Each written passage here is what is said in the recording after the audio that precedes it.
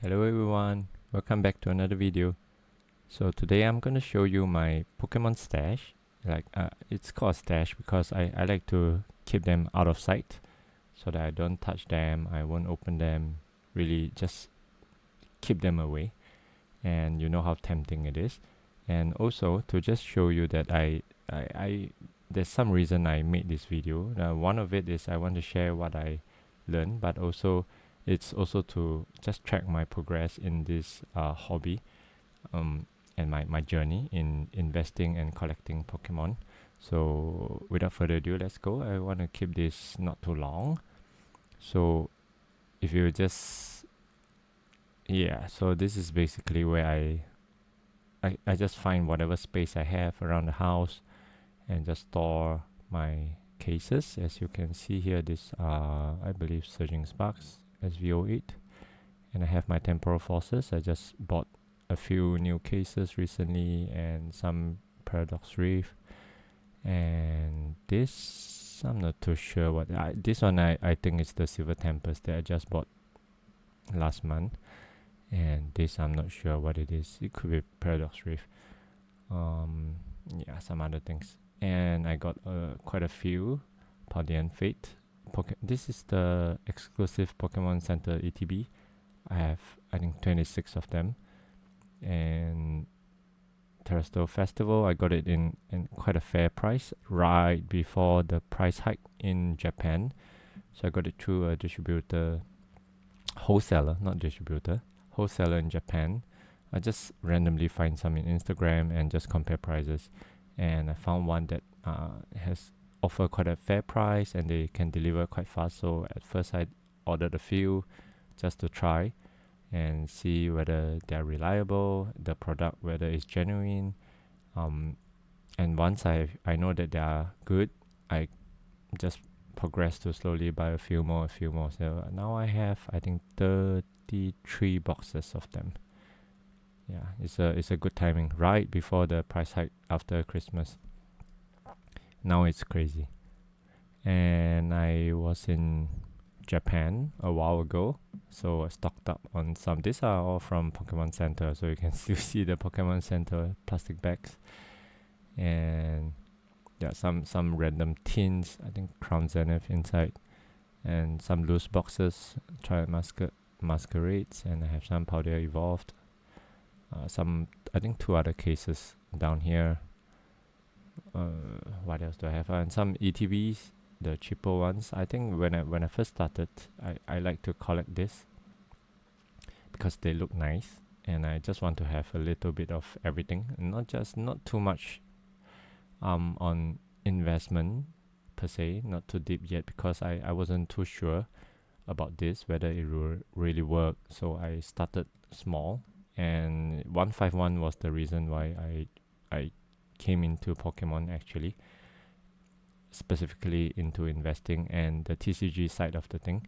So yeah, Japanese Pokemon 151, I got some before it got more expensive. I think I got this at about I'm not too sure, I think maybe 60 USD, $60.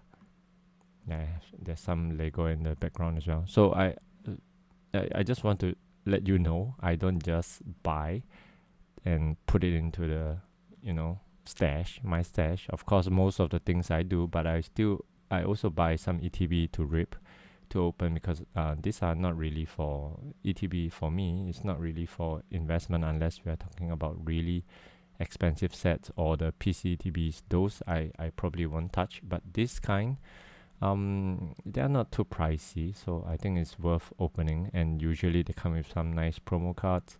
I think it's worth ripping. And the recent Terrestrial Festival, I actually opened quite a few boxes, and I really actually put an Umbreon, and just look at the color, how nice it is. So I now I really understand why people say, you really have to hold it in your hand to know how good they are. So, and this I think is exceptional. Just look at how the colors are popping everywhere, and the texture as well. If you look really close, there are some textures on, I think, some of these petals. Are they petals? I don't know what they are, but the colors are just crazy. It's going everywhere.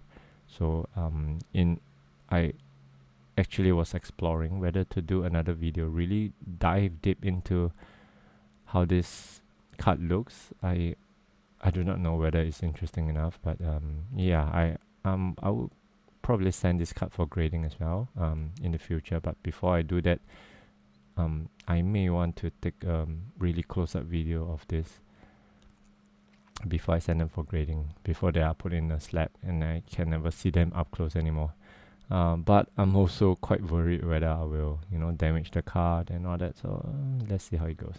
Yeah. So these are the physical boxes and cards that I have that I wanted to show you. So now I will pop to pokedata.io to show you how they are doing so far. Right. So like I said, I really only started for about 6 months, and as you can see, I went quite hard into it. Not as hard as some you might see elsewhere, but to me this is quite a big investment. And the reason why I actually picked up the investment even faster towards the end of the year was because there are really some opportunity I thought I cannot miss, one of it being Surging Spark. And also the reason why I gain more confidence in this is because I really do see a good potential in this. And if you saw one of my I think the earliest video, I was talking about historical data of Pokemon TCG in general, and they really gave me a very, very big confidence boost. And of course also, if you just look at all the different Pokemon channels, specifically targeting investing, they will tell you the same thing, right? But all the TCG sets, almost none of them has actually lost value in the last 25 from 1999, 25 years. So I felt quite safe in putting some of my money into this. Of course, this is not all the money that I have. I have some other forms of saving investment as well, but this is I would say probably 10-15% of the amount that I have to invest. And also because, as you can see, this is actually the price I paid as of now, close to $20,000, and market value at the moment is 33,000. So this is about 61% gain in half a year. It's really crazy. I know we are talking about a very big boom in the last 2 months or so, but even without the boom, I think this is still at 30-40% in 6 months, and that is still quite crazy if you compare to any of the more traditional form of investment. So I just want to show you, the journey that I went through. So I sort by the date added. So the first few investment that I had, like I told you earlier, 151 was the reason why I came into TCG. So this was one of the first one. So as you can see, I only had 4 boxes, and these are from Amazon. I think Prime Day was very, very, very affordable. I think it was $20 when I bought them per box. So I got a few here and there, and some ETB. I just want to have them because they looks nice, and yeah, I may open them someday. Twilight Masquerade is interesting because when it first came out, a lot of people say that it's not nice. Nobody likes the mask and everything. But when Greninja came out, everybody went crazy, right? But I managed to grab them at quite a fair price. I got slightly less than 2K. I think there's some worry with this set, and the worry is that it relies almost solely on Greninja. Of course, you can say that there's another EV in there, but if you are talking about big cards that are really more than $100 in value, Greninja is the only one. Of course, at the moment, Greninja is still doing quite well, but we really cannot see in the future, what may happen to it. And now the price is much higher, so I don't see a reason to continue to build my position in with this set. So I think I'll probably just leave it at that. And uh, the only card I put in Poké Data to just keep track. Yeah, let's get back to this. And Paradox Rift, I got quite a few because I got it at very good price. I think about $100 per box. And I got one 151 ETB before the price went crazy. Crown Zenith, same thing. This, I think I got it probably in July or August last year, before the market went really hot. UPC, I managed to grab some right before they went out of stock in the Pokemon Center in Singapore. So I think of course, the price in Singapore is still higher than what you can find in America and even in UK Pokemon Center. But I count myself lucky that we have a Pokemon Center here in Singapore and we can order online. And actually, with some coupon, sometimes you can get a little bit of discount. Still not as cheap as what you can find in America, but at least we have access to them. And this, I got them when I was in Japan a while ago, and not the very very affordable price, but it's alright. I actually open up, I think, one box with my family, and I may open a few more in the future. Let's see how the price go. If it doesn't go crazy, I may open some more just to chase the Pikachu for fun. I mean, it's not too pricey, and historically Japanese set, it doesn't go too crazy. I know that some of the set are really expensive now, like the Lost Abyss is I think $120 or something.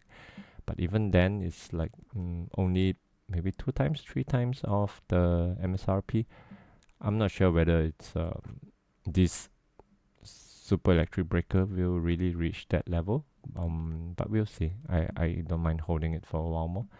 Shiny Treasure, I got them. I like the special set because they have such shiny cards and EX in every box. Sorry, every pack almost. And it's very nice. And I open it with my family. I have 2 daughters and they enjoy Pokemon as well together with me. Silver Tempest, I got them right before everybody starts FOMOing about the set, and when all the PokeTuber investment channels started calling out, the it's going out of stock in Pokemon Center in USA and everything. I've still found it with my supplier, and the price is quite fair, and so I just grabbed them. I think there was only 1 or 2 cases left when I bought them, and right after I bought them, the price went up. So I count myself lucky. So the cost that I got them is $146. Now it's already 200 plus. Actually, when I bought them, the market price was already close to 200. But of course, it continued to go up. Oops.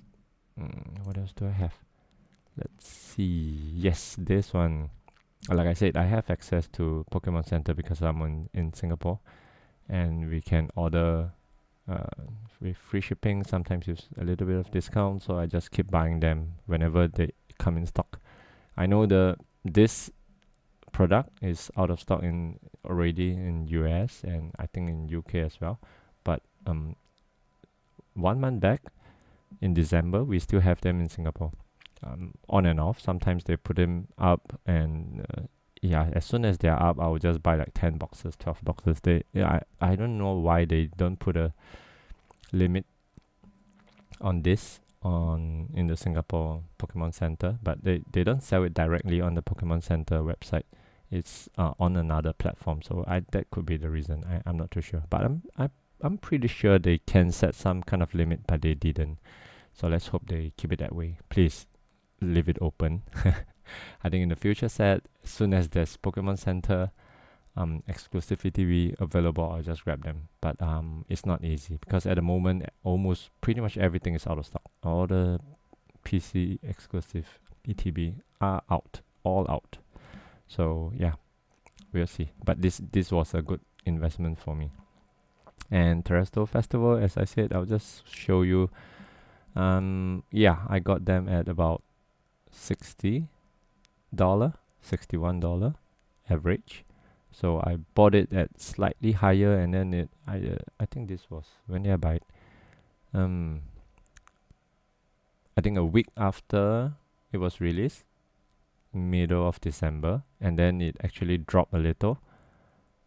Yeah, it dropped down a little, and by a few dollar. So I just keep buying just to cut my average cost down and just average my price basis until it starts going up, and then I stop buying. So I have about 33 boxes. I opened 2.5. Yeah, the half was because I also got some from Pokemon Center in Japan. Yeah, so and the Umbreon that I got was from the Pokemon Center pack. It was quite lucky, and it was the second pack I opened. Yes, I count myself really lucky. And Paldea evolved, and recently I got another case, quite pricey. But still, I believe this set will do pretty well. My average cost is still pretty low, so I think I'm still at a good place. Yeah, we'll just see where it will go. And the biggest set that I have is actually Surging Spark, because it's doing crazy well at the moment. I'll just show you. My cost average is about $138. Recently, I bought some. That's why this average cost went up. So it used to be lower, but I just cannot stop buying this, because as much as the price is getting higher right now, if I can still find it at a fair price, I think I just bought 2 more boxes at about 150 American dollar USD, thereabout. So it's still a good price, because I really believe this will be in the $500 to $600 range in another 3 to 4 years time. So yeah, so why not? I'll just keep buying if I see them. Is there anything else? Temporal Forces. If we go by the number of boxes, Temporal Forces, at the moment I have the most. Why? Because it is the most accessible box I can get in Singapore, with the contact that I have. And if they are still selling at this price at the moment, $106, and even though the market price is already at 150, I saw on, I think, TCG Player, the recent sale was 160, close to 170. Who knows whether it will continue to go up or it will stay stagnant for a while.